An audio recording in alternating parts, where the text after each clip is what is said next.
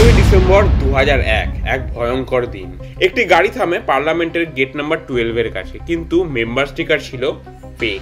সেই গাড়ি থেকে বেরোয় 5 জন হেভিলি আর্মড গানম্যান। দুপুরে গুলির লড়াই শুরু হয়, যা চলে প্রায় 30 মিনিট পর্যন্ত। সিকিউরিটি টিম সঙ্গে সঙ্গে অ্যালার্ট হয়ে যায় আর গেট বন্ধ করে গুলির লড়াই শুরু করে।